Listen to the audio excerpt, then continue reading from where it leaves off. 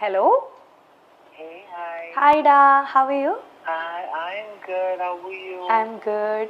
ഞാനൊരു സന്തോഷ വാർത്ത പറയാൻ വേണ്ടി വിളിച്ചതാ. കല്യാണമായോണ്ട്.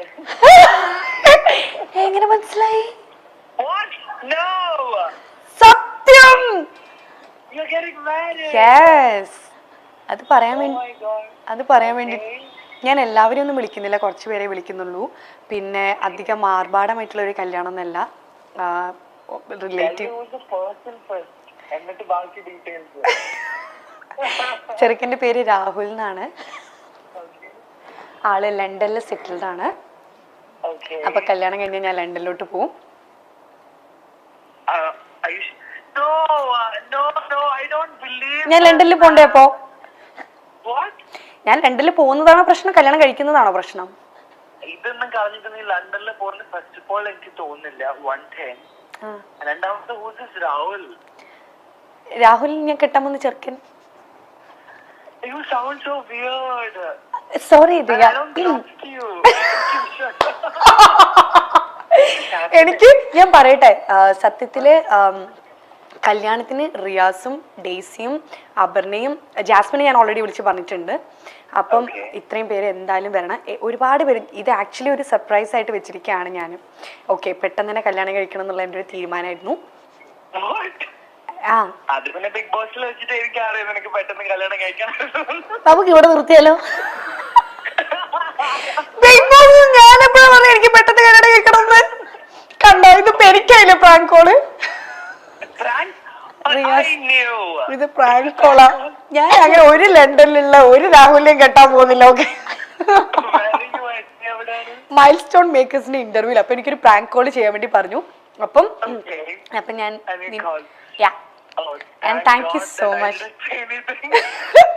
അല്ല, എനിക്കൊരു സംശയം ഇപ്പോഴും ബാക്കിയുണ്ട്. ഞാൻ എപ്പോഴാ ബിഗ് ബോസിൽ കല്യാണം കഴിക്കാൻ മുട്ടിരിക്കാന്ന് പറഞ്ഞേ? അപ്പൊ തിരിച്ച് എന്നെയും പ്രാങ്ക് ചെയ്തതല്ലേ? താങ്ക് യുടാ, അറ്റ്ലീസ്റ്റ് നീ എന്റെ കോളെങ്കിൽ എടുത്തല്ലോ.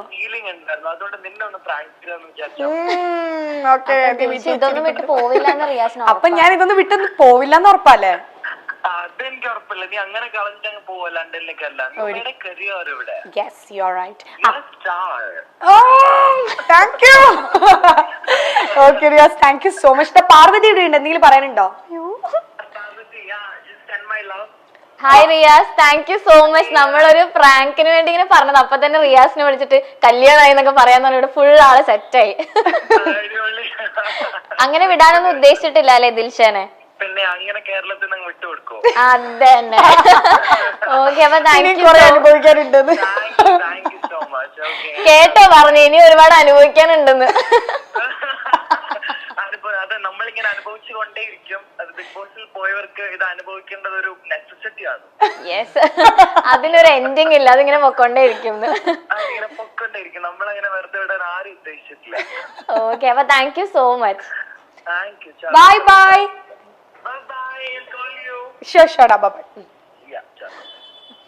ഭാഗ്യം വേറൊന്നും പറഞ്ഞില്ലല്ലോ. ഓക്കെ, ഇനി ഒരു സർപ്രൈസ് ഉണ്ട്, കാണിക്കട്ടെ. ടെൻഷൻ ആവുന്നത്. ടെൻഷൻ ഒന്നും വേണ്ട. അയ്യോ, അത് എവിടെ പോയി? ഡിലീറ്റ് ആയി പോയോ? അയ്യോ, ഇല്ല.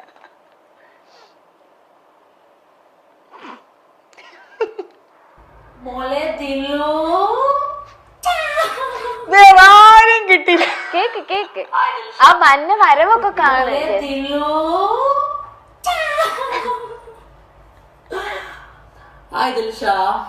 പിന്നെ ഞാൻ തന്നെയാണ്. എവിടെ പോയാലും ഇതുണ്ടാവും. ആക്ച്വലി ഇത് എവിടെ പോയാലും ഈ പണ്ടാറുണ്ടാവും നീ ഇപ്പൊ വിചാരിക്കുന്നുണ്ടായിരിക്കും. Yes, of course. സോ എനിക്ക് നിന്നോട് ചോദിക്കാനുള്ള ക്വസ്റ്റ്യൻ എന്താണെന്ന് വെച്ചാല്,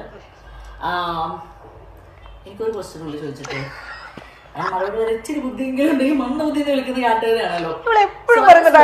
to say that I'm so happy and glad where you are today, and you're one hell of a woman, and I'm proud, and I'm happy that I met you. പിന്നെ അതുപോലെ തന്നെ കൂട്ടത്തില് April എൻ്റെ birthday വരുന്നുണ്ട്.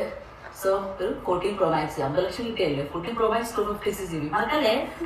ഇത് വാങ്ങി തന്നില്ലെങ്കിൽ fans എല്ലാവരും കൂടെ തലമുറ അടിച്ചു പൊട്ടിക്കണേ. പറയൂ പറയൂ.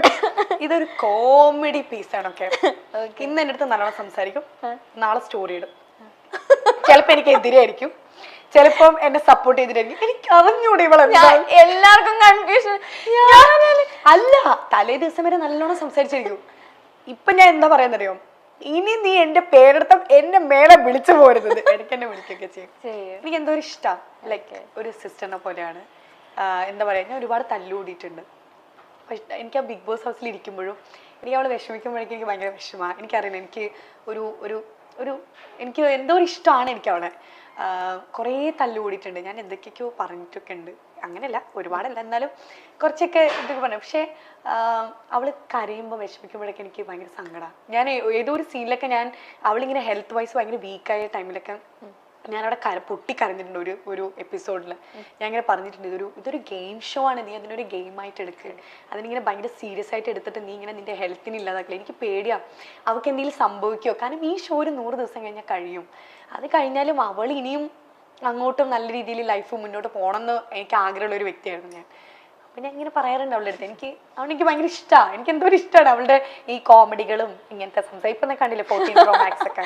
അതെ, 50 ലക്ഷം കിട്ടിയല്ലോ, ഒരെണ്ണം വാങ്ങി. 50 ലക്ഷം വെച്ചിട്ട് ഞാൻ എത്ര ട്രോൾ ഉണ്ടെന്നറിയോ. ഞാൻ കാണാത്ത മിക്ക വീഡിയോസ് ഇവളാണ് എനിക്ക് ഇൻസ്റ്റാഗ്രാമിൽ സെൻഡ് ചെയ്ത് തരാം. ഇനി മേലെ വേണ്ടി പോയത് 50 ലക്ഷം. എൻ്റെ അടുത്ത് കുറെ ഡാൻസിന്റെ വീഡിയോസ് സെൻഡ് ചെയ്ത് തരും, എന്തൊക്കെയൊക്കെയോ എന്റെ ട്രോളുകൾ കുറെ വീഡിയോസ് എനിക്ക് സെൻഡ് ചെയ്ത് തരും. ഞാൻ ഇത് ശരിക്കും തമാശക്ക് കാണിക്കുന്നതാണ്. ഇപ്പൊ തലേ ദിവസം സ്നേഹിച്ചിരുന്നിട്ട് പിറ്റേ ദിവസം സ്റ്റോറി എനിക്ക് അറിഞ്ഞൂടാ, അവർക്ക് എന്തെങ്കിലും കുഴപ്പമുണ്ടോ.